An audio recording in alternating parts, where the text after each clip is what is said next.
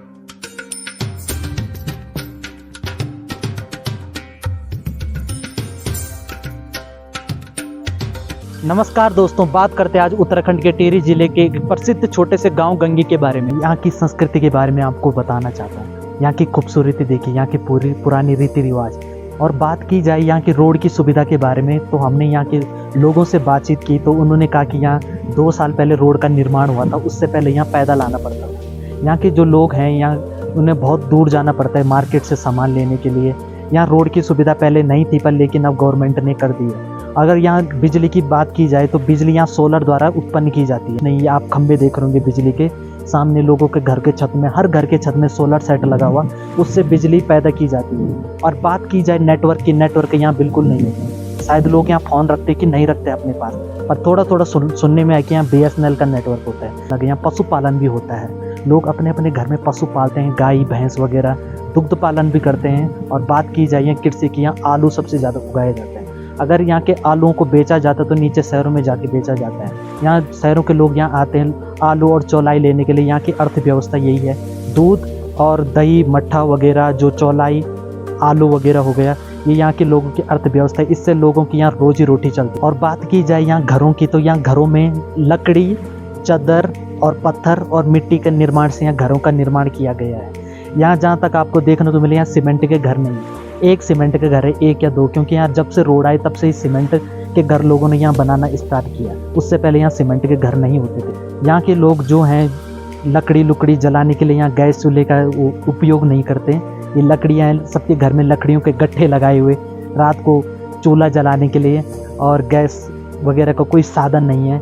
यहाँ देखिए, मुझे ऐसा लग रहा है कि हमको भी यहाँ रहना चाहिए। और यहाँ के जो गांव के लोग हैं, अभी घर में कोई नहीं है, अभी सब इधर उधर जा रखे हैं। लोग अपने लकड़ी घास वगैरह के लिए अभी जंगलों के साइड जा रखे हैं। 12-1-2 बजे के तकरीबन लोग आते हैं। ज़्यादातर घरों में यहाँ ताले लगे हुए, या ताले लगने से ये पता चलता है कि अभी लोग घर में नहीं है। दोस्तों, मैं यहाँ की बर्फ़ के बारे में बताना चाहता हूँ। यहाँ बर्फ़ अभी तक पड़ी हुई, क्योंकि यहाँ कुछ समय पहले बारिश हुई थी, आज से 3-4 दिन पहले। और जो बर्फ़ अभी तक टिकी है, इससे पता लगता है कि यहाँ का माहौल अभी ठंडा है, यहाँ का मौसम भी ठंडा है। और दोस्तों, मैं यहाँ के सोलर सेट के बारे में कुछ कहना चाहता हूँ। जो ये सोलर सेट है, आजकल तो धूप है, जब बारिश का मौसम रहता है 2-3 महीने तक, तो सोलर सेट में धूप तो नहीं पड़ती होगी। तो मेरे ख्याल से इस गांव में उस वक्त बिजली नाम की कोई चीज़ नहीं थी। उस टाइम लकड़ी से ही घर को रोशन किया जाता है। उस टाइम बिजली नहीं होती। अभी है, जब तक धूप है तब तक बिजली है, बाकी बात बाद में नहीं होगी। इस गांव में रहना ऐसा है, चौकस रहना पड़ेगा इस गांव में। अगर रह रहे हैं तो यहाँ हर चीज़ को बड़ी गौर से देखना पड़ेगा, हर चीज़ से बड़े तरीके से चलना पड़ेगा।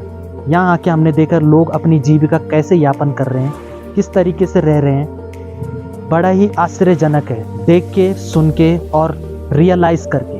और दोस्तों, बात की जाए ये गांव की, ये गांव को लगभग आज से 70 या 80 साल या तकरीबन 100 साल हो चुके हैं। ये बहुत पुराना गांव है, बहुत पुरानी सभ्यता से जुड़ा है। और कहा जाता है ये कि टिहरी का सबसे अंतिम गांव है। लोग यहाँ दूर दूर से आते हैं कुत्ता लेने के लिए। जो कुत्ते होते हैं, डॉग्स, वो बहुत ही भयानक होते हैं, शेर को फाड़ने वाले।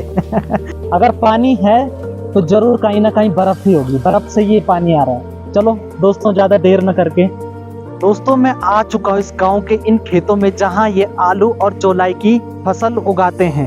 और यहाँ लोगों को आप पीछे देख रहे होंगे, यहाँ के इनके बैल हैं, खेतों में जोताई कर रहे हैं। यहाँ पे इतनी तादाद में आलू होते हैं कि यहाँ से आलूओं को नीचे शहरों में बेचा जाता है। ऊपर साइड अभी बर्फ पड़ी है। अभी इस गांव में जो ठंडी हवा चल रही है वाकई में वो हैरान कर देने वाली बात। इस गांव में जो लोगों की छत हैं वो हरी चादर और लाल चादरों से नीचे दिखा दो।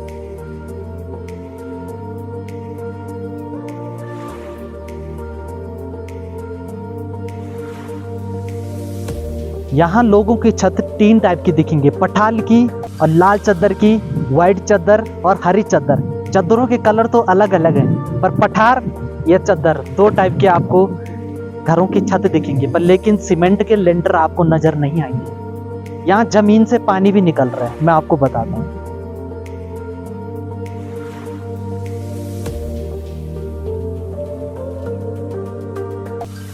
आपने जमीन के नीचे से पानी निकलता तो देख लिया होगा, लेकिन ये बर्फीला पानी है।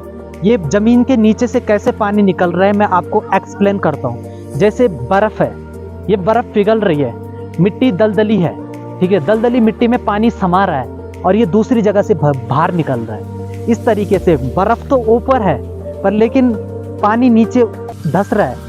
जब गांव के इधर से बाहर निकल रहा है, इतनी गैप में निकल रहा है, इतनी दूर से निकल रहा है पानी, पर लेकिन हम इस सुराग से अभी वहीं चलेंगे जहां से ये पानी आ रहा है। आज हम इस गांव के उन बेहतरीन दृश्यों को आज महसूस करेंगे जो हमें दिख रहा है। आज हम हर एक चीज का मजा लेंगे और हर एक चीज को एनालाइज करेंगे और उसे आपके सामने एक्सप्लेन करेंगे। दोस्तों फिर आ चुके हम इन बर्फ के इलाकों में, इन बर्फ के पहाड़ों में, जहां आने के लिए मैंने आपको कहा था कि इन पहाड़ों से जो पानियों की सुरंग है वो कहां से आ रहे हैं। ये बर्फ जो पिघल रही है इसी का ही पानी नीचे गांव तक पहुंच रहा है। दोस्तों जब मैं सबसे पहले यहाँ आया तो मुझे क्या देखने को यहाँ सबसे पहले मिला, यहाँ बहुत सारे जानवरों की हड्डियाँ, जो गांव वालों ने पहले ही कहा था कि यहाँ बाघ हैं, उन चीज़ों को बहुत ज़्यादा खतरा है। यहाँ मतलब कि जो जंगली जानवर जो घास चरने आते होंगे, बाघ उन्हें खा जाता है। लोगों ने ये भी कहा कि यहाँ बड़ी सुविधा से जाना और देख के जाना, क्योंकि वहाँ जंगली जानवर का बहुत खतरा है। और दोस्तों जंगली जानवर की बात की जाए, इन बर्फ के इलाकों में वैसे जंगली जानवर काफ़ी होते हैं। ये मार्च का महीना है, मार्च के महीने में इतनी ज़्यादा बर्फ़ पड़ी हुई, तो सोच लो जो धूप है वो बहुत तेज़ है। यहाँ पे सफ़ेद में जब वो जहाँ पे व्हाइट होता है वहाँ पे धूप बड़ी तेज़ होती है, जहाँ पे व्हाइट और ब्लैक होता है। उन गांव वाले लोग अपने पशु और अपने खुद को बचाने के लिए और कुत्तों को बचाने के लिए अक्सर घरों में क्या करते हैं, घरों के आगे पीछे जो जालियाँ होती हैं, तार की जालियाँ होती है, वो सारे घर के आगे पीछे बॉर्डर करके लगाई जाती है। और उससे क्या किया जाता है, जो सोलर सेट का जो उनकी बिजली होती है उनसे थोड़ा सा अर्थिंग छोड़ी जाती है, क्योंकि जो जंगली जानवर आए घर में अटैक करने के लिए उस पर थोड़ा अर्थिंग लग जाए, वो चले जाए। इसलिए इतना भी करंट नहीं होता उस पर कि कोई जंगली जानवर मर जाए, पर अर्थिंग के लिए होता है, अपनी सेफ्टी के लिए होता है। गाँव वाले लोगों ने अपने बचाव के लिए हर चीज़ यहाँ कर रखी है, जो देखने मुझे सच में जो इस संस्कृति से देख के मुझे काफ़ी कुछ सीखने को मिला कि लोग आज भी ऐसे रीति रिवाजों में रहते हैं और ऐसे जाना चाहिए हमें घूमने के लिए, क्योंकि ऐसे देख के हमें बहुत कुछ सीखने को मिलता है। और दोस्तों अगर बात की जाए ये बर्फ़ की, ये बर्फ़ हमेशा रहती है, ये ठंडियों के महीने में भी रहती है और गर्मियों के महीने में भी रहती है। अगर जैसे जैसे जून नज़दीक आएगा, क्योंकि जून में बारिश ज़्यादा होती है और उस समय बर्फ़ और भी ज़्यादा पड़ जाती है। आप मेरे पाँव देख रहे होंगे कितने फुट तक बर्फ़ पड़ी हुई, बहुत ज़्यादा है, लगभग हद से ज़्यादा। मैं आपको ये बताना चाहता हूँ इतनी बड़ी बड़ी बर्फ़ हैं। और ये बर्फ़ आखिर में जैसे चीनी होती है ना, मोटे मोटे गारे होते हैं, जैसे ऐसी है जैसे मोटा नमक होता है, मोटे नमक की तरह। सबसे ज़्यादा लापरवाही क्या हो गई आज मुझसे कि हमने पानी नहीं लाया पीने के लिए। आज जबकि आपने देखोगे जब पहाड़ों पे चलना होता है वहाँ पे हमें बहुत ज़्यादा प्यास और बहुत ज़्यादा भूख लगती है, हमने खाने पीने के सामान कुछ लाए नहीं, लेकिन इस बर्फ़ को पिघला के मैं पानी पी रहा हूँ। आगे टाइम से मैंने अपना प्यास तो बुझा ली फिलहाल, और लेकिन ये पानी में इतना भी तो नहीं पी सकता पूरी शाम के लिए, लेकिन मुझे पानी का कुछ ना कुछ करना पड़ेगा। मैं आपको एक चीज़ और कहना चाहता हूँ, यहाँ पे जो मैं आया हूँ ना, तो इसके बारे में और चीज़ आपको बताना चाहता हूँ। ये बर्फ़ है ना जो यहाँ गाँव की खूबसूरती है, सच में ये एक पर्यटक स्थल बनने वाला है जिस तरीके से देखा जाए, क्योंकि यहाँ लोग आ रखे हैं, यहाँ साफ दिख रहा है। जो लोगों ने कचरे फैला रखे ना इधर उधर, इससे पता चल रहा है कि लोग यहाँ आते हैं, वो बाहर के लोग आते हैं। और जल्दी ये एक पर्यटक स्थल बन जाएगा और ये सबकी नज़र में आ जाएगा। इस गांव को मैं आपके सामने आगे रखना चाहता हूं। अगर आपको एड्रेस लेने इस गांव का, फिलहाल मैंने आपको शुरू से तो बता दिया, पर लेकिन आपको पहले टेहरी में आना पड़ेगा। टेहरी से आपको केदारनाथ मार्ग पे आना पड़ेगा। केदारनाथ मार्ग में आपको बीच में एक गांव, बहुत सा बड़ा गांव दिखेगा जिसका नाम घुत्तू है। घुत्तू से एक कच्ची रोड जाती है, तब जाके आप इस गांव में प्रवेश करोगे। यहाँ आपको सीखने के लिए तो बहुत कुछ मिलेगा, पर अपने मन को जो आप सीखोगे उससे आप अपने लाइफ में बहुत ज़्यादा चेंजेस देख पाओगे। क्योंकि यहाँ की जो कल्चर है, इन कल्चर से आपको बहुत कुछ देखने और सीखने को मिलेगा। उत्तराखंड में ऐसे बहुत से गांव हैं जहाँ बर्फ़ तो होती हैं, उसमें राफ्टिंग की जाती है। राफ्टिंग क्या होती है? जैसे ये होता है ना, ये फिसलन वाली, उसमें पाँव रख के फिर ऐसे चले जाते हैं। वो खेल होता है, वो पर्यटक स्थलों के लिए किया जाता है वो, और ऐसे में लोगों के रोजगार के साधन भी बन जाते हैं।